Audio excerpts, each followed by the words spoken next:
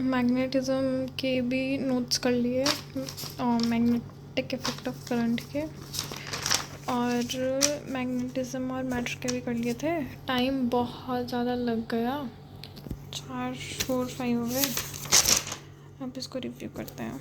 तो magnetic effect infinite wire में, semi infinite wire में, तो mu naught I by 4πr। Magnetic effect centre of current carrying, centre में देखो तो mu naught I by 2r, mu naught I by 4πr, mu naught I by 2r, और इसमें mu naught I by 2r होगा plus into alpha upon 2π हो जाएगा। इसमें होगा एक्सिस पे, ये क्वेश्चन कम ही आता, अगर आया तो mu naught I by 2r जैसे इसमें इंटू साइन क्यूब थीटा।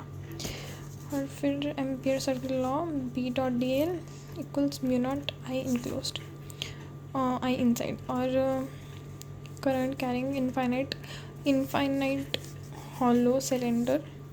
तो उसमें क्या होगा कि हॉलो है तो अंदर तो B0 होगा और बाहर होगा इन्वर्स ऑफ आर में mu naught I by 2πr, mu naught I by 2πr। फिर उसमें सॉलिड में उसमें होगा mu naught J which is current density r by 2, mu naught I by 2πr। ये दोनों ग्राफ्स बिल्कुल इलेक्ट्रिक फील्ड इन हॉलो और सॉलिड जैसे हैं।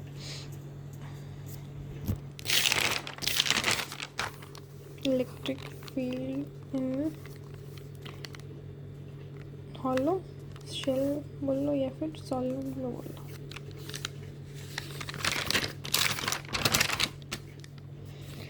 तो उसके बाद तो mu naught J r by 2, difficulty बहुत होती है इनको याद करने में मेरे को। Mu naught I by 2πr। उसके बाद लॉन्ग सोलेनॉइड में क्या होगा कि एक्सिस पे, एक्सियल पे तो म्यू नॉट एन आई और एंड्स पे mu naught n I by 2, और आउटसाइड सोलेनॉइड 0 होता है, और टॉरॉइड में mu naught n I, n is total turns, I by 2πr, 2πr is the total circumference है ना। और मैग्नेटिक फोर्स होगा चार्ज पार्टिकल कारण F इक्वल्स QVB और V क्रॉस B QVB। और चार्ज पार्टिकल जो है यूनिफॉर्म सर्कुलर मोशन कर रहा है, और जो है पार्टिकल का मोशन परपेंडिकुलर है B के, तो R जो का रेडियस होगा उस सर्कल का, that will be MV by QB। और T होता है 2πr अपॉन V, तो हमें R पता है, MV बाई QB अपॉन 2π हो जाएगा V, 2πm बाई QB याद करना है, 2πm बाई QB। और इससे हम फ्रीक्वेंसी और ओमेगा निकाल सकते हैं। और जो टाइम पीरियड है वो वेलोसिटी पे नहीं डिपेंड कर रहा है, यहाँ पे कोई वेलोसिटी का नहीं आ रहा है। के बाद magnetic force on current carrying magnetic field wire में, तो वो होगा F equals IL cross B। और अगर हमें आर्बिटरी शेप वायर की, तो बस हम शॉर्टेस्ट डिस्टेंस लेते हैं, वो L वेक्टर होता है हमारा ILP। और अगर हमारा पैरेलल में है वायर करंट कैरिंग 2 और वो इनफाइनाइट दिए हुए हमें ऐसे, तो हम बस force F upon L equals mu not I1 I2 upon 2πd, mu naught I1 I2 upon 2πd। और अगर सेम डायरेक्शन में है तो अट्रैक्ट करेंगे, ऑपोजिट में है तो रिपेल होगा। और फिर जो मैग्नेटिक मोमेंट का फॉर्मूला है होगा mu equals NIA, NI number of turns है, NIA है area vector of the loop का एरिया वेक्टर। फिर वही जैसे इलेक्ट्रिक फील्ड में था, torque on current carrying loop capital uniform magnetic field, तो torque equals mu cross B। और वैसे ही क्या बोलते हैं इसको, potential energy equals minus mu dot B।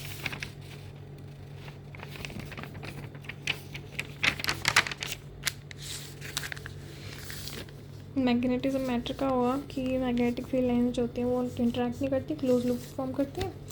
और जो मैग्नेटिक फील्ड लाइन्स है वो जहाँ पे ज़्यादा होंगी वहाँ पे ज़्यादा होगा।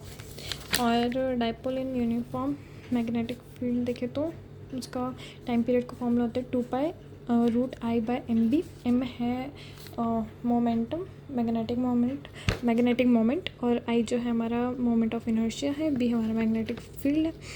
और ये जो है इसके बस कुछ ऐसे याद ही रखना है। फर्स्ट है डाया, फिर पैरा, फिर फेरो। तो डाया जो है वो सबसे वीक वाला थिंग है, तो वो माइनस से थोड़ा सा ज़्यादा होगा। और ससेप्टिबिलिटी होती है ये इसको ससेप्टिबिलिटी, और ये नेगेटिव से ज़्यादा हो गया और ज़ीरो से कम होगी तो कम है। ये बीच में होगा और ये बहुत ज़्यादा होगा 1 से। ये भी ऐसे कि 0 से ज़्यादा होगा, 1 से कम होगा न्यू आर। और यहाँ पे ये 1 से ज़्यादा होगा और 1 + k से कम होगा। और ये म्यू आर बहुत ज़्यादा 1 से। फिर म्यू नॉट से कम होगा, म्यू नॉट से ज़्यादा होगा और म्यू नॉट से बहुत ज़्यादा। फिर वीक मैग्नेटाइजेशन होते हैं, वीक मैग्नेटाइजेशन, स्ट्रॉन्ग मैग्नेटाइजेशन। इसके कुछ एग्जांपल्स है बी PbSiH2 NaCl और यहाँ पे AlNaCaO2 और यहाँ पे FeCO(ni)Cd। ज़्यादा है, लाइंस कम है और भी कम है।